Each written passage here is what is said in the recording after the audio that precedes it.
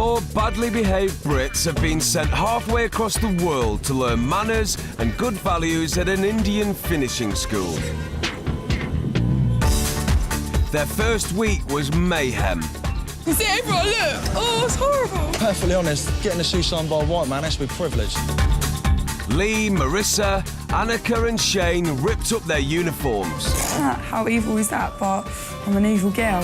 Stormed out of lessons. I'm getting quite emotional at the moment. I think it's anger. And corrupted their Indian classmates. Can you get, like skunkies? With only 1 week left to whip them into shape, head teacher Priya Warwick is at her wits' end. I've never seen anything like this before. It's the final week in the Indian finishing school where etiquette guru Priya Warwick is facing her biggest challenge yet. At the end of the week, the Brits must host a formal dinner party. Very good, since there's going to be a lot of cutlery. But will they be up to scratch? Oh my God. Last night, Priya paid a surprise visit to the students' flat to find they'd trashed it. My God, what a mess. It's very sad to see that what we view in India as the British, with the right P's and Q's and the mannerisms and everything, is very contrary to what Britain is today. This weekend, to teach them values, Priya's pulling out all the stops. She's sending them to live with 4 volunteer families, eager to show off their well-behaved Indian ways. I'm expecting that the students, they would understand how disciplined a life is. They would understand the value of tolerance and compromise. But already, the Brits are expecting trouble. So I bet they don't speak fucking English. I don't know if I'll be able to keep a cool with them or not. If there's cockroaches in the bedroom and if there's even a bedroom, what the toilet's going to be like. I'm fucking shitting a brick. And I'm talking about a breeze block and all. I'm not talking about a fucking little one. 19-year-old Marissa comes from a broken home. She rebels against authority and doesn't answer to men.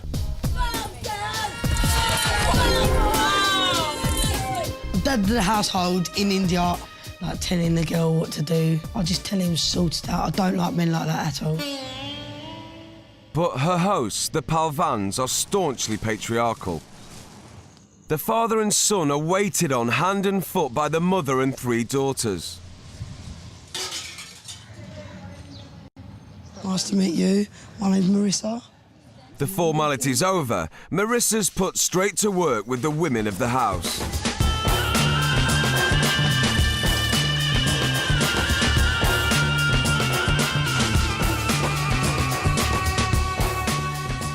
Who cooks every day? Yeah, every day. Do you cook?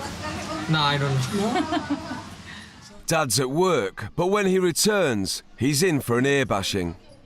I think the men in the house take the piss out of the girls big time. I haven't met the dad of the family yet, and he sounds like a right control freak. He wants to be careful. Because I don't want to come in his house and start riots, but I've got to put my point across.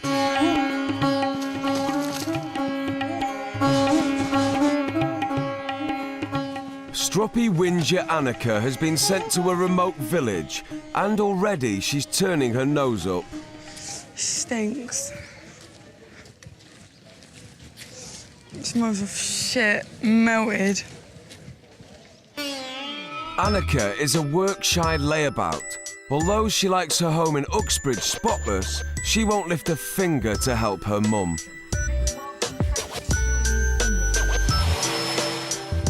If they moan at me about being spoilt, yeah, I do chuck in, well, you brought me up to be spoilt, so how can I change the way I am if you've brought me up I don't know any different? The worst thing that could happen is the toilet, I reckon. It's dirty, all the flies go down there, and that's just, it's disgusting. She's staying with the Sharma family, but her visit could be short-lived. Can I go and check out the bathroom? That's your bathroom? It's a shithole, it's a dump. I can't stay here. I can't. 36-year-old Shane is going to the Bihar Govs, a family of 6 living in 2 small rooms in a poor Delhi suburb. I know it sounds bigoted, but I wouldn't want to live with a poor family. Shane's more used to weekends alone in Ramsbottom with just a pet tarantula for company. When he does go out, he's bad-mannered Excuse me. and selfish. I don't see why I should give up a seat on a bus, no matter who it is. So what if it's an old lady who gets on the bus? She's got on that bus free. I've paid for the privilege. Mr. Bahargav couldn't be more different. He's dedicated his life to teaching the underprivileged. His charity doesn't stop there. When Shane arrives, he offers up the only double bed. When the guest comes to our home, guests are sleeping on bed, and we people are sleeping on the floor.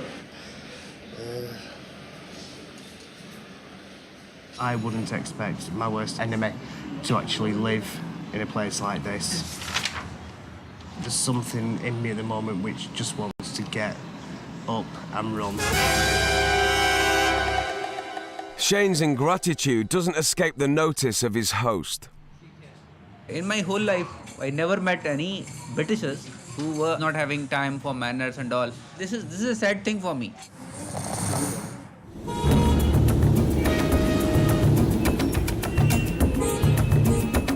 Lee's been billeted with former flying ace squadron leader Goswami. His religious family are sure to disapprove of Lee's promiscuous ways. 24-year-old Lee is a rampant Lothario who cruises the pubs and bars of Reading. Just a one-night stand and out to bed as many as you can and notch up your numbers. Meet up, do the deed and you're gone. Speak to you later. After making himself at home, he wastes no time giving granddaughter Sonali a lesson in Western promiscuity. It's different in England where you can have meaningless sex. You go out, you meet someone, you like them, they like you, you jump into bed and you're home. Can I just ask you that how many girls you have slept with?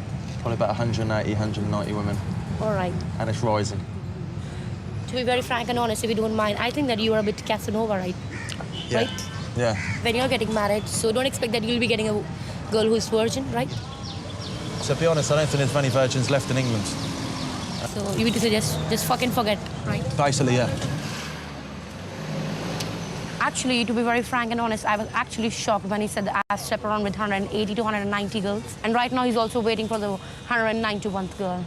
Good night, everyone. I'll see you in the morning. Annika is still refusing to use the Sharma's Indian Kazi, so the family take her to a nearby hostel.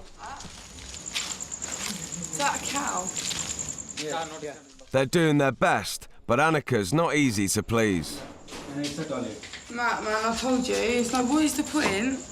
Like, moving me to somewhere which is exactly the same but dirtier. If you think I'm sleeping, you've got nothing coming, I'll walk out. It's scummy, it's disgusting, and I'm not sleeping. It's a nice place for you. Nice place? I don't think so. I would not expect my dog to sleep in there, not a fucking human being. Those people who live in there, I don't know how they do it. Disgusting. I'd rather walk the streets for the rest of the night, I really would. Coming up, Priya serves up a mouthful. Shining. Shining! The girls dish it out. If you was on fire, I would not piss on you. All right? And you fucking smashed it, bro. You're fucking freak. And Shane's had enough. This precise minute in time, if you ask me what I want to do, I want to go home now.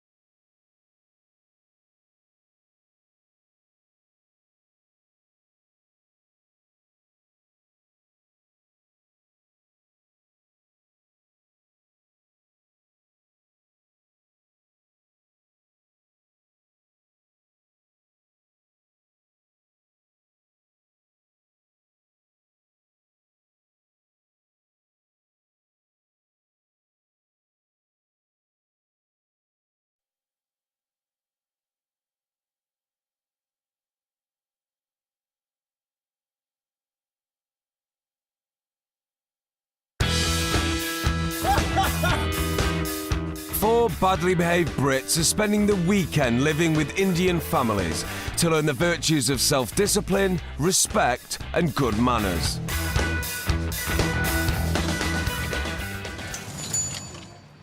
Reading Romeo Lee is staying with the highly religious Goswamis.